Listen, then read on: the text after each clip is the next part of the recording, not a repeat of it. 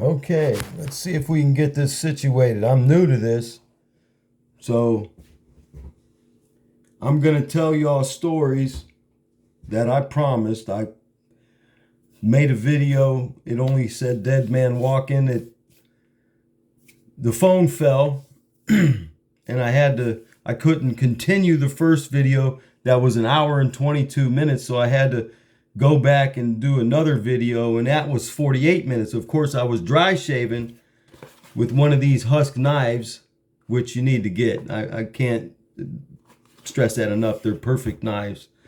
I don't know how to go full screen. This is a new one of them Flip Z3 flip phones, and I have it in the bathroom being propped up by the faucet. Now the faucet, I put a rag over it so it wouldn't be so slippery. And I got my readers on because I can't see, and I guess I don't need to see me. I know what I look like. These stories that I tell, I pretty much got a little bit of information down about what I did when I was shaving. I was dry shaving with one of these knives. They say they don't go dull. But it's too long to shave and tell stories. I have to quit. Maybe I'll just shave and tell short stories, because a couple people told me to leave them about 15-20 minutes long. Now, I'm going to tell you a story. I've been shot 19 times. You already know that. First time I was 18, the 45 went across the left side of my head. That story comes a little bit later. I'm going to tell you about the time I was hit in the center of the head by a 9mm hollow point. This was maybe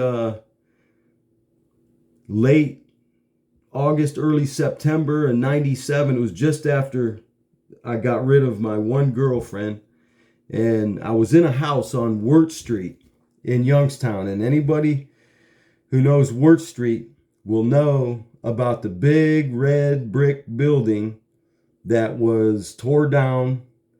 And the guy that lived there, he had been raided several times because this wasn't one of those houses you were supposed to be in. It was back during my partying days.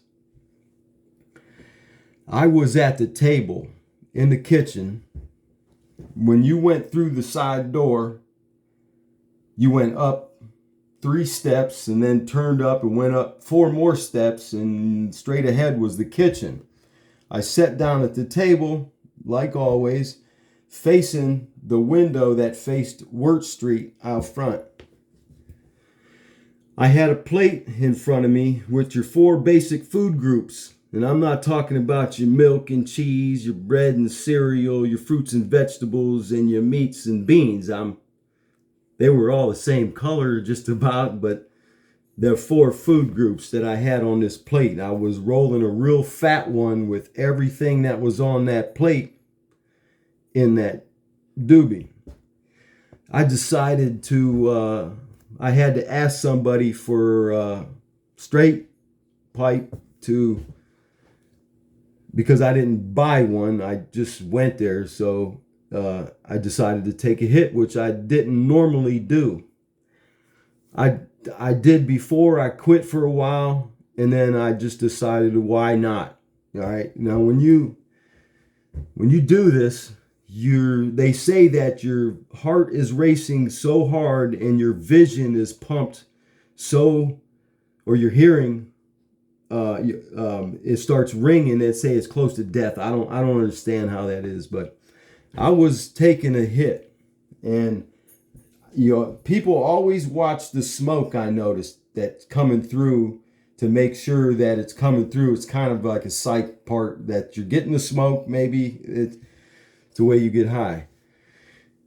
As I was watching the pipe, I saw something in my peripheral vision coming from straight ahead, and as I looked up, I saw a pistol, and as soon as I saw it, I tried to back up the chair because my feet were under the table, and if I'd have stood straight up, I'd have spilled my plate with the 4 food groups on it. So I slid back, and as soon as I slid back, I saw a flash of light, and my head jerked back, and I flew into the jamb of the door that was right behind me and not far away, because just beyond that is where everybody that sold you this food was at. They didn't come into this room because they didn't like to smell the different smokes. My head whipped back, and the only thing I could think of is to go forward. For some reason, when the chair tipped over, I stepped on the seat of the chair, on the edge of the seat, because it's flat down, the back on the ground, and I dove out the window. The window was fully open. It was wide open, and this was a pretty decent sized picture window facing Wirt Street. The guy that shot me, apparently he put a pallet up against the wall on the outside. It might have been somebody that was already in the house. Now, I had spent $500 on what was on this plate. And as I dove, he jumped backwards off of the pallet, and I'm going down. I'm a good 7 or 8 feet from the ground now, because like I said, you walked up a few flights of stairs to get to the kitchen. As I'm diving out, I go over the guy, and my hands land first on the ground, and I do a somersault. And as I flip over, my right hand rakes a rock, and I pick it up and I whip it at the guy. He's running now. He's not too far away, maybe 5 to 7 feet away, because he's only taking a few steps. I think he was about to turn around and try and find me and shoot me again. But if you shoot somebody in the head and they come after you, are you going to waste time trying to shoot him again? I whipped the rock at him, and I hit him directly in the back of the head, or the back of the neck, high a little bit. The guy falls flat down on the ground. Now, when I tell this story to other people, I usually tell them that I grabbed this gun and I beat him in the back of the head with it, but that's not the way it went. It was the rock that I hit him with, or maybe it was even another rock that was on the ground, but it was a rock that I took in my hand and pounded him in the back of the head 7 or 8 times. When I was about ready to make sure I killed him, somebody grabs me from behind, and it was Chuck, a friend of mine, Chuck, back then. We did a lot of fishing together. He was calling my name, telling me to back up, and I go right back in the house. As I turn around to make sure this guy isn't getting up, he's still laying in the street. I walk around the building, and I go back in the door. Come up, and when I get to the kitchen, I have a trickle of blood. Now, I've got a scar that goes straight up and down in my head. That's from running into a door jamb when I was like 3, maybe not even that old, but I was playing cowboys and Indians, going shooting bows and arrows backwards at some friends of mine that came in the house, riding my horse, and I went dead into the wall. But the little nick that you want to look for is this little nick right there. I don't even know if you could see it. There it is, right there. That's the one where the bullet hit. At this time, I didn't have all this long hair. It was pretty short. When I went into the house, I heard somebody say, "Klingon."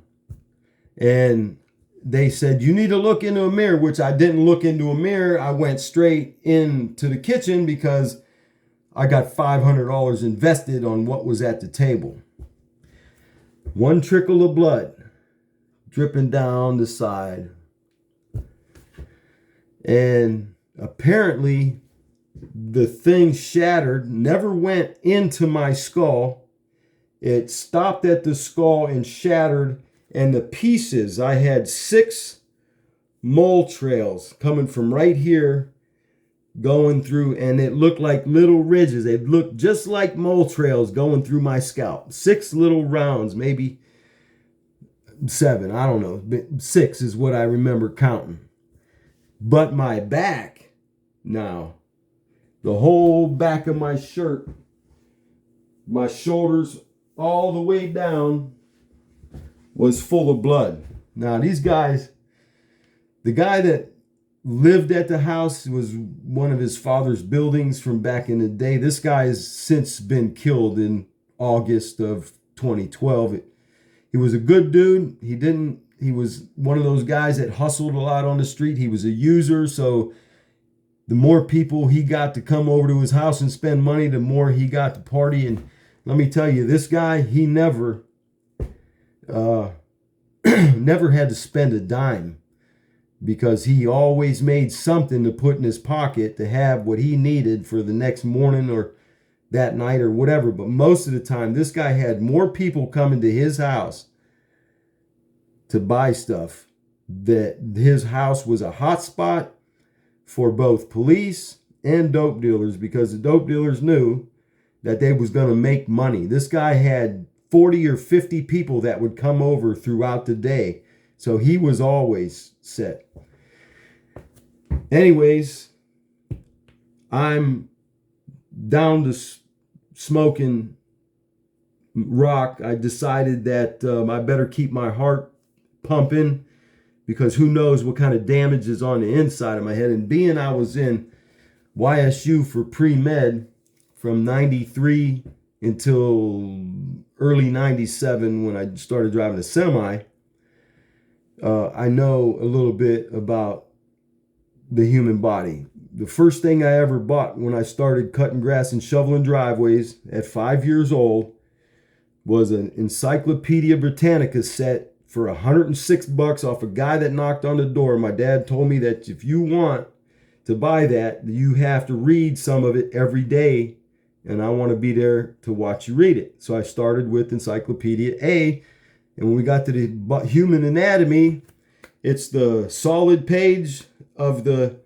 skeletal system, and then you flip over to the circulatory system, and then you flip over to the I'm not sure if it's a digestive system comes next or the respiratory system, but one or the other comes next. We got 5 of them, right? Skeletal system,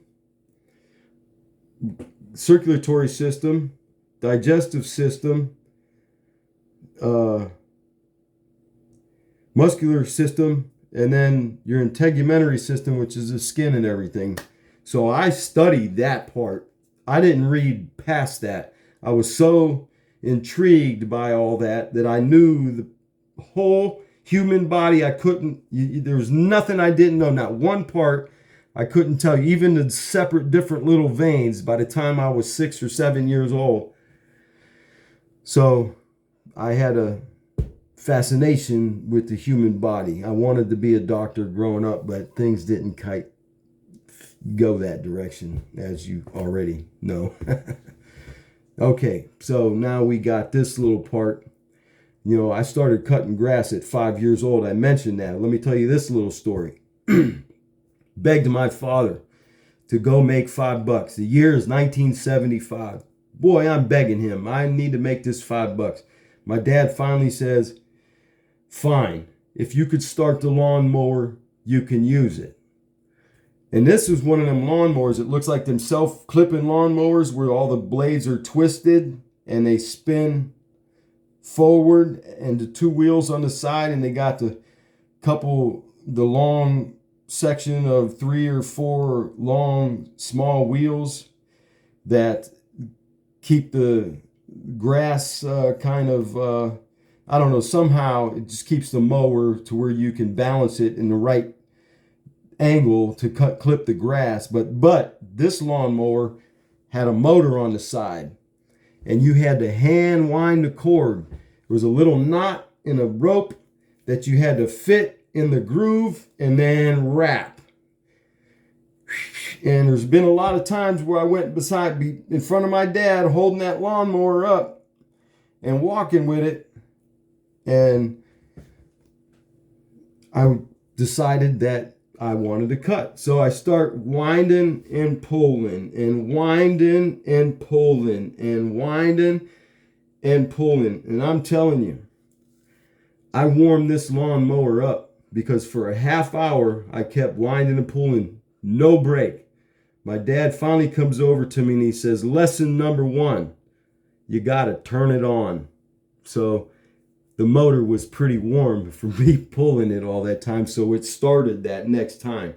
And I pulled the lawnmower, but I'm pushing a lawnmower like this and I'm using my head on the handlebars to push because I'm too short. I'm only 5 years old. So after about 12 or 14 driveways that week, and even my mother come out because this is a dangerous lawnmower for a 5-year-old to be pushing. I made $75. My dad took 40 of that and went and bought a lawnmower with a deck with a retractable cord. So I had to remember to change the string and all that. So this was in a neighborhood in Toledo, Ohio. And there was one way in and one way out of this neighborhood. You had come in off the Angola Road. There's Butterfield. You turned down Butterfield. You made a right on Circle View. It went around to Roundtree. You got back to Butterfield, and then there was a side road called Shade Tree that dead ended into the grassy plain. And then you had a cul-de-sac at the end of the Butterfield that you could turn around and go back. And there was 98 houses in this neighborhood. They wanted to make it a 100-house neighborhood, but the 2 that were on the end of the cul-de-sac, the foundations for the basements kept cracking because there was a set of 4 train tracks. And all day long, there'd be 6, 8, 10 trains going by all day long. So they got rid of those. And there was, okay, we'll go from that. I got to start cutting grass at 5 years old. Now, I've explained that I had an older sibling that tormented me. I could remember him tormenting me as a baby as far as knocking my food off of my tray. And I remember him tormenting me. Like I say, I'm not saying this because I'm not blaming him for anything or trying to hate him. I've forgiven him for everything he's ever done. From the time I was 8 and learned more about God and Jesus Christ, I decided that he is to be forgiven. For some reason, he was like this to me. I'm thinking maybe it was his attention that I took away from him when I was born from our mother. I don't know. But I was being smacked around by him as a baby. Anyways, I'm 4 years old when we moved to this little town, this little neighborhood in Toledo. He's 6. He pulls me to the other side of the neighborhood to go play ball. And behind our house, directly behind our house, there's a 125 or 150 yard long grassy plain that we could play in. For some reason, he went over to the farmer's field that had the ruts and a 5-year-old or 4-year-old running around in ruts. It was kind of hard for, little kid running when the farmer plows his field is about at least a foot deep, and 5-year-old's knee is only a foot from the ground, if that. For some reason, he had a lot of other people in the neighborhood, a lot of kids our age, a little bit older. He told them that I said that their mothers were performing fellatio on me. And I did not even know, and it wasn't in that exact term. That term I didn't even know until I was 14, 15-year-old about that term. You know what he said, that I was getting a you-know-what from their mothers. Well, they all ended up punching me and beating me up. And a guy came from one of the houses right there. He had a fenced-in backyard with a chain link fence. His name was Frank Holt. Is one of the only names I'm going to mention in my stories, because I don't mind if any of these stories, if this goes anywhere, I don't mind if he wants to come after me for using my name, because this man has a lot to do with the way I lived my life. All right. He was a Vietnamese American that fought for the Army, U.S. Army in Vietnam. And he was just freshly back for 2 or 3 years, and he did 4 tours. So he picks me up in my arms, wipes me off a little bit, walks to his fence, and he does a standing jump over a 4 chain link fence.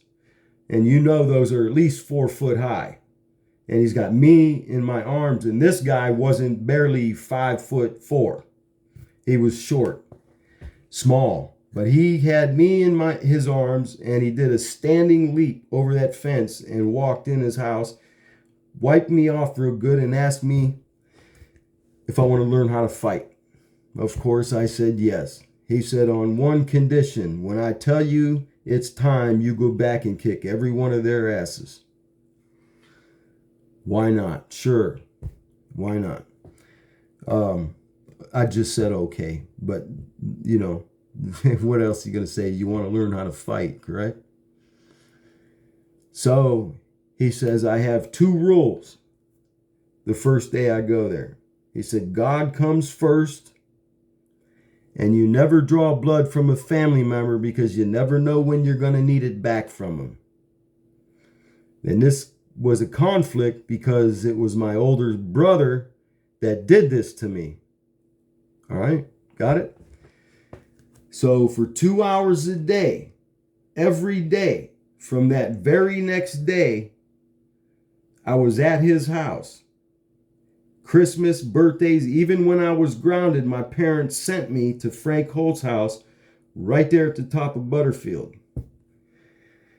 For 8 years. Didn't miss a day. I was never, after the mumps, measles, and chicken pox, I never had a cold or flu in my life. Didn't know what it meant to be sick because along with cutting grass, I was also shoveling driveways in the winter. And a 5-year-old, 6, 7, 8-year-old kid shoveling 2 foot of snow, people would come out and give me $5 and tell me to go ahead on, because I would get most of their car out. But I wouldn't stop there. I would do their entire driveway no matter what. Now, tell them no. And they would even go back and get my parents, and I would tell my mom and dad as I was shoveling, I don't want to stop shoveling. So that was me. I never was sick. So for 8 years, I studied a martial arts called Kempo. And I still don't understand what it is, because I never got into the ballistics of it. But it was, it's more like an attack and conquer instead of a self-defense. You could use it as a self-defense, because to me, self-defense is attacking first, being the first one to strike. That's the best defense. Best defense is offense. Haha. Okay, best defense is a good offense. I was bullied in this neighborhood a whole lot. The kids across the street, the kids across the railroad tracks, because the railroad tracks I explained to you, there was an aluminum fabricating plant that pumped their water through that swamp, through their machines to cool some machines off, and it pumped the hot water back into the swamp. So all winter long, it was like an oasis. There was a 15 by 20 foot area that was constantly warm, and everything that was in that pond would be in that area. But that was also the deepest part, and I didn't really get to play much in that part of that swamp until I was 8 or 9 years old, because the water then was only up to my waist. At 5 years old, it's up to your neck. When I was 12, it was below my waist. I was able to catch some big, I caught record size crawdads out of that little oasis. Bullfrogs the size of basketballs out of there. And anybody that grew up in this neighborhood knew that was a good little spot to get frog legs and crawdads. We did eat them if they were big enough. Across the street from that fabricating plant was, you remember the movie The Outsiders, or whatever that movie was, with Patrick Swayze and all them guys? I'm pretty sure it was called The Outsiders, yeah. We would be considered the socias in this neighborhood because we were all, our parents had good jobs and stuff in this neighborhood, and they would be the slickers or greasers or whatever they called them, you know, or whatever. Anyways, aside all that, I had to enter a gang with the kids in my neighborhood because if you weren't, they wouldn't defend you or fight for you or keep you safe. So my older sibling would always go across that swamp, across them tracks, through the swamp and through the parking lot to deal with them guys. And we got into a car accident when he was 4, I was 2, my little brother was 1. And he had 172 stitches just in his face because when my mother shattered the windshield with her head, he slid on the hood on glass on his face because, you know, the doghouse running through the center of them old time cars at the bottom where they had room for the drive shaft to go through. So there was a doghouse and he was standing up. He always had his hands on each seat. And when we went head on with the other car, my mother shattered the windshield as he was sliding on the grass. And I was there. This happened in Calvert City, Kentucky. My Uncle Johnny had his wrists in his hands, and my Uncle Johnny's wrists was holding his face still as the doctors were stitching up his face. Now, I'm only 2 years old, and I'm standing up on the counter watching over my Uncle Johnny's shoulders as the doctors on the other side were stitching up everything in his face. So because my Uncle Johnny had to be on top of him, they had to stitch his face up backwards. He even had to go back to the doctor to get situated because some of the eyelid was off a little bit. So they had to put him under a little bit with some funny juice and fix his eyelid. I remember watching his eyelid was hanging off. His eye was completely open. It was just open, and he did have scratches on his eye. So I think maybe that also had a problem with him growing up, looking in the mirror at his face like this. So he was an outcast to anybody, which I felt sorry for him, and I stuck up for him, and I tried to defend him because everybody blamed him for a lot of stuff that he wouldn't do because he looked like that. So just to give you an idea where I think his head was at, and he did to me what he did to me all my life. Out of them 134 broken, fractured, or dislocated bones, until I was 17, my parents and him were due to over half of them. When I was 17, when I was 10 years old, I had more broken, fractured, or dislocated bones than years I lived, and my age has yet to caught up, and I don't think I'm going to live to 134 years old to catch up to the amount of broken, fractured, dislocated bones I've had. How's that sound? Well, okay, I am going to stop there and put more on later. I did put those 2 videos on from before. They tell a few different stories. You need to watch them, even if you watch them a little bit at a time. And I will get into the good stuff of the government work. I wasn't an officer or an agent. I was just an asset, and I was used at their convenience. And in 93, when I had a bullet in my right arm, and in 22 in the right arm, which my older sibling hit me with, and a 45 in the right side of my chest. I was paralyzed for 4 years, but I was not done with being an asset. And I'm not going to get into those stories for a while, because you're going to have to know where my head has been through my life, why I am the way I am. I'm competitive as crazy. I'm more competitive than anybody you've ever known. Maybe. There's some people out there that's more competitive. But I can tell you, I passed that course beating everybody in everything except for sprint racing. And when it came time to run, I was able to keep my feet moving for 4 miles at top speed. 4 miles, and I've done it several times.